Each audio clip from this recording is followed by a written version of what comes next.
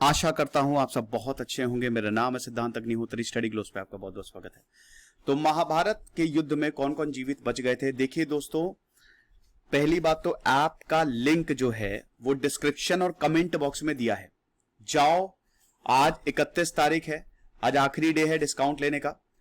जितना हो सके, जो हो सके डिस्काउंट लो। अच्छा, कुछ लोग यार कह रहे थे कि सर, कुछ लोगों ने बहुत ज्यादा तारीफ की, कुछ लोग थोड़ा सा कंप्लेन ये थी कि सर एनसीईआरटी के भी लेक्चर शॉर्ट हैं।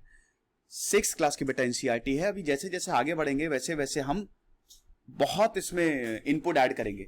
6 क्लास की एनसीईआरटी इसलिए शॉर्ट है क्योंकि वो 6 क्लास की बेटा छठी क्लास की है। उसे 15 मिनट 10-15 मिनट से ज्यादा मैं क्या बता दूं।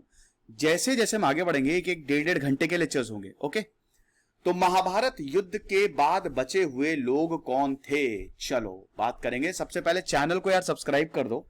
चैनल को आप सब्सक्राइब ही नहीं कर रहे हो तो ऐसा ना करो, इंस्टा पे फॉलो करो, टेलीग्राम पे आओ। देखिए, महाभारत युद्ध पे मैंने बहुत सारे लेक्चर्स लिए हैं। महाभारत युद्ध जो है वो 18 दिनों तक चला था और कौरवों और पांडवों की जो सेना थी वो कुल 18 अक्षौहिणी थी, जिसमें कौरवों की 11, पांडवों की 7। ये सब मैं, देखिए, महाभारत के 18 दिन बहुत अच्छा रिस्पांस रहा। लाख लाख उसे देख चुके लोग, उसे देख चुके, तो वो आप जरूर एक बार जाइएगा और देखिएगा। तो महाभारत क्यों लड़ा गया था? जमीन के लिए, सिंपल। दुर्योधन को 1% जमीन देनी नहीं थी पांडवों को। ऊपर से फिर चौसर का खेल, शकुनी ने ऐसा षड्यंत्र रचा कि युधिष्ठिर अपना राजपाट हार गए, अपनी बीवी तक को हार गए, द्रौपदी को हार गए। फिर उसके बाद जैसे ही वनवास काट के आए, अज्ञातवास काट के आए, तुरंत पांडवों ने युद्ध छेड़ दिया। अब पांडवों की तरफ थे कृष्ण। अब जिसकी तरफ कृष्ण है उसको तो जीतना ही है। पांडव पक्ष के योद्धा कौन थे? कृष्ण सबसे बड़े। द्रौपदी के 5 पुत्र, अर्जुन तो थे ही, घटोत्कच, सात्यकी।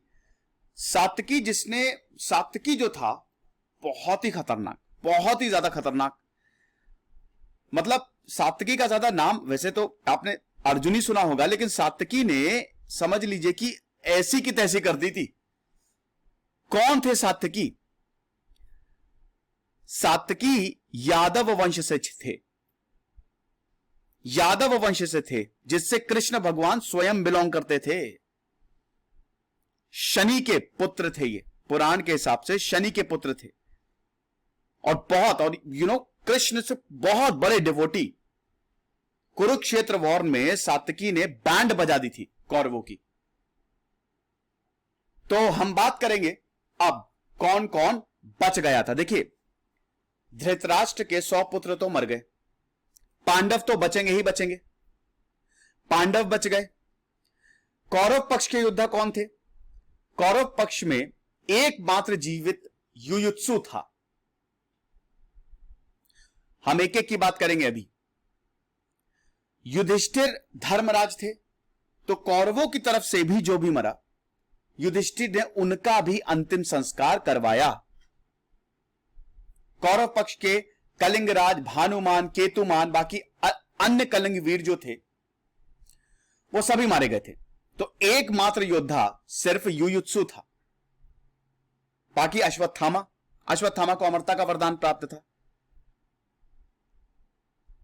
लाखों लाखों लोग मरे, बहुत लोग लापता हुए।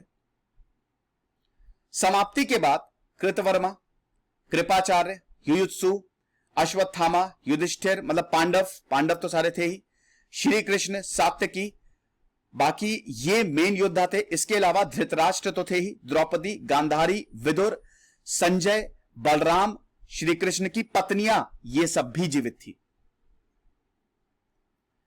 प्रमुख सूत्रधार कौन थे? धृतराष्ट्र, दुर्योधन, दुशासन, कर्ण, शकुनी, भीष्म, द्रोणाचार्य, कृपाचार्य, ये सब हीरोज थे। Ashwatthama, Kritavarma, Shri Krishna, Yudhishthir, Bhim, Arjun, Nakul, Sahdev, these were the hero. अब हम एक एक करके बात करते हैं।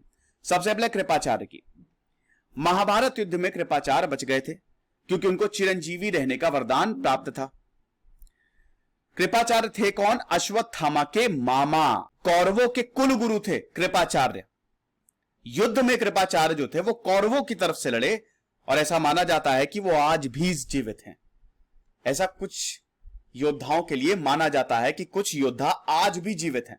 फिर कृतवर्मा, कृतवर्मा यादव थे। जब यादवों का युद्ध हुआ है ना, महाभारत के बाद यादवों का युद्ध हो गया था ना, तो उसमें ये मारे गए थे।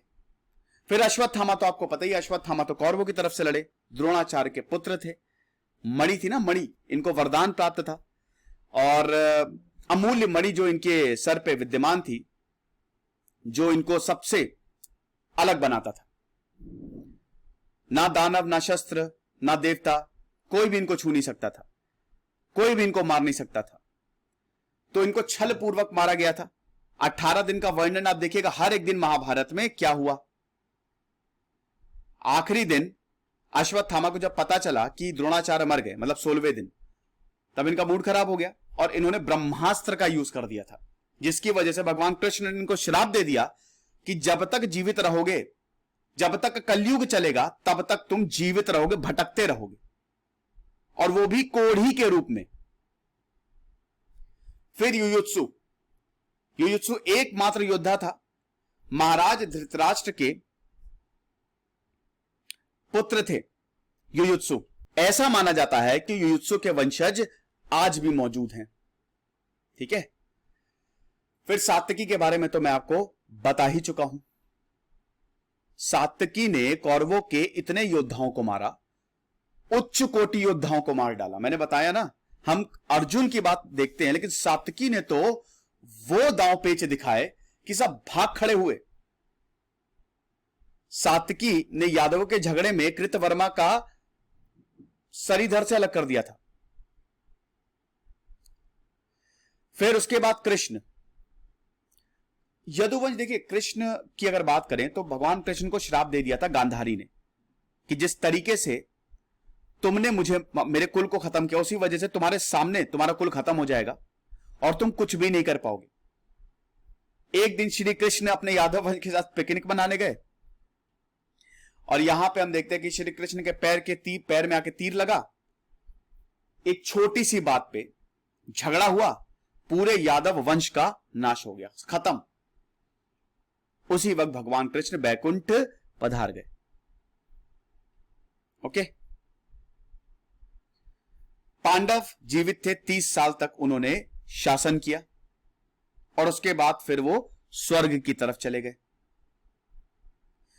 तो पांडवों की तरफ से 18 योद्धा जो है वो जीवित रहे थे, मतलब सॉरी, पांडवों की तरफ से 3, 15, और कौरवों की तरफ से 3, तो टोटल 18 योद्धा जीवित रहे थे।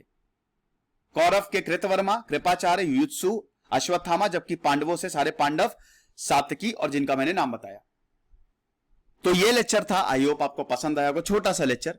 गीता पे 1 जून से लेक्चर आने शुरू हो जाएंगे। खुश रहिए, पढ़ते रहिए। सिद्धांत अग्निहोत्री साइनिंग ऑफ।